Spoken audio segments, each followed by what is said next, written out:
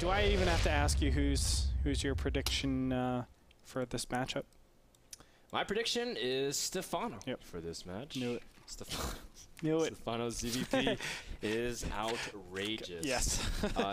Not only has he pioneered a different style, he has actually been adapting it. You know, Stephano has been normally getting like all these kind of drones and trying to get his roach upgrades, but now he's been mixing in different kinds of styles. He's been getting Zergling's speed a lot earlier, and he's been trying to really play with some timings. And what's really cool is not only that he's been trying to incorporate his aggressive timing with roaches, but he's been defending 2 base timings like an animal. Just like MC's been trying to all in him, and back at Red Bull, of course, MC did win that series, but Stephano shows lots of resilience, and it's just because of people like Stephano, like DRG, Protosses are just becoming less encouraged to 2-base, and they've been trying to play macro, but that's where other players like Stephano shine. Yeah. So it's just like you can't win with this guy. Like, oh, you can't kill him early before he macros, but if you let him macro, he's scary. It's actually really cool to watch his style be very successful, and then DRG's style be very successful, because they have complete opposite DRG style for styles. A long time. Okay, let's talk. No, let's introduce NightEnD as well. Let's talk about him. He is a Fnatic player training in Korea right now, and let's be honest. NightEnD has been under everybody's radar, but he's really. Oh, you're talking about the chat? Yeah, sorry. He's been under everybody's radar, but he's been really, really impressive in the NASL Season 3. Yeah, and you know, NightEnD, he's at 3-3. He still has to play a series against Puma, and who knows if NightEnD wins this series and he wins the series with Puma, all of a sudden him and Stephano are tied. NightEnD takes number 2 in the division. Yes. That could swing in an incredible fashion. People will be like, well, what is this? Who is NightEnD? And NightEnd's just been this Protoss training in Korea with his friend Todd. Or Todd, depending on who you talk, Le Todd. And NightEnd's just been keeping his head under his hat and working really hard. NightEnD has had some moments of brilliance, and also moments where it just seems like he completely collapsed. Like when he played against Braddock, I was just like, wow, there's just times where NightEnD I think his PVT is significantly worse than his PVZ. I think his PVZ is great. We had those amazing matches with him and Zenio, I believe. Yeah. And wow, that's all I have to say. Absolutely brilliant series. Definitely check that out on YouTube, youtube.com/NAStarLeague. But NightEnD likes to play into those macro games, and Stephano, I'm sure, will oblige to that in here on Belshire Beach. Stephano getting his 3rd hatchery at pretty standard times before 4:30 mark. You can see that Stephano's playing really greedy. 2 Zerglings, my goodness. And he's also teasing NightEnD, saying, you know, like, oh, you don't think Zerg is stronger than Protoss. And, you know, both players are just having a little friendly banter. But that brings up an interesting question, Andre. In the current meta game, we've been talking about this with Sheth, and we talk about this with some of the players that visit our studio. But how do you feel in terms of the strength of certain races at different points of the game? Yeah, I think that's really important. I think Zergs normally have the advantage going into the what am I trying to say? The mid-game stages. Excuse me. The mid-game stages, even though 2-base all-ins from Protoss have been very relevant and very, very strong against Zergs, I still feel like that's where Zerg shines the best. They're able to switch up. That's where their lair tech can kick in.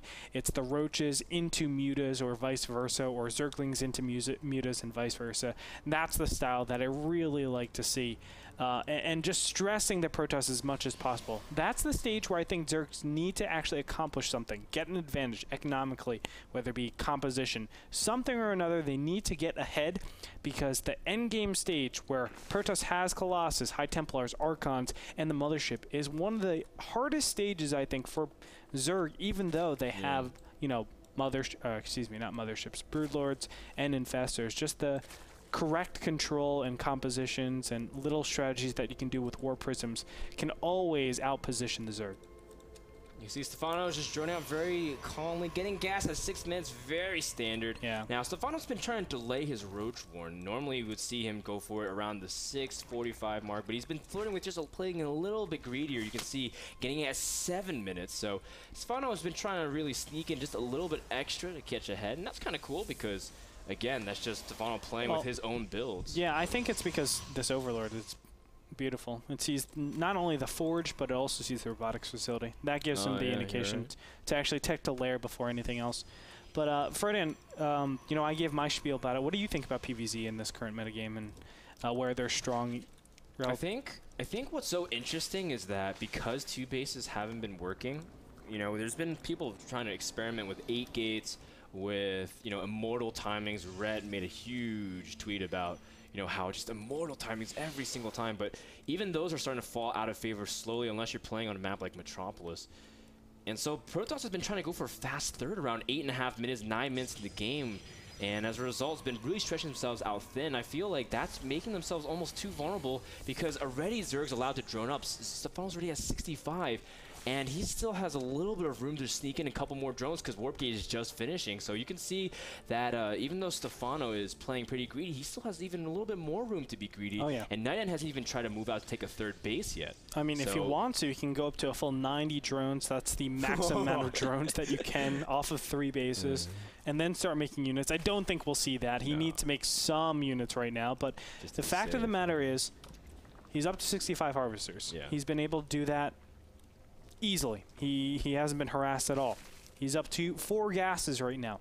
Can easily transition into a lot of different things, but this is where Stephano normally masses with a ton of roaches. Yeah. Roaches, Zerglings, upgrades, and he just puts the pressure on his opponent. We'll see if NightEnD crumbles under this force, or if he actually stays alive. He is known for having very good micro at this point in time. This is what I'm talking about, though. The 9-minute fast expand to the 3rd from Protoss, and they try to defend with Sentry Immortal. I mean, I'm confused that NightEnD didn't get Hallucination as well to really keep track, because the biggest threat to this is the fact that Immortals and Sentries are slow. You're not able to really get in position unless you really can see it coming.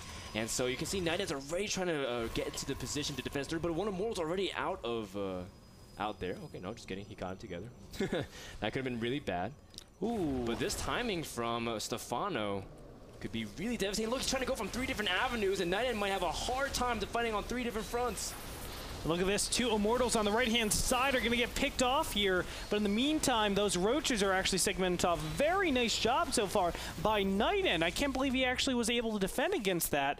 But a lot of sentry energy has been used from that engagement. And now another round of units coming in here. He's going to try to target down the Immortal first, not the sentries. Wow. Whoa, sick targeting from Stephano. He knew that Immortal was about to die, so he made his roach target something else while letting 1 auto attack. You can see Stephano now really disabling NightEnd's ability to really fortify his front with the Immortals, and he's targeting them down, but it might be really close. Don't know if Stephano can get it. He's going to pull out just in time.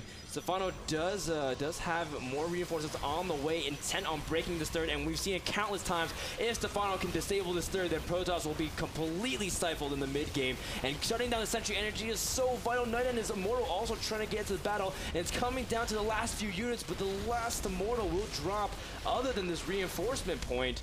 NightEnD does have +1/+1, but Stephano still reinforcing. And, I mean, I guess Stephano does end up pulling back the aggression just for a little bit, but at this point, Stephano, he whittled down the entire army. This is a great position for him. Yeah, with the 2 additional cannons over there, it will stabilize a little bit, but the Immortal gets taken out, and Stephano is going to move into the natural. Absolutely fantastic play coming out from good game, well played. Yeah. Gets called, NightEnD will fall. GGWP. Stephano takes game number 1 in the pretty much textbook Stephano ZVP.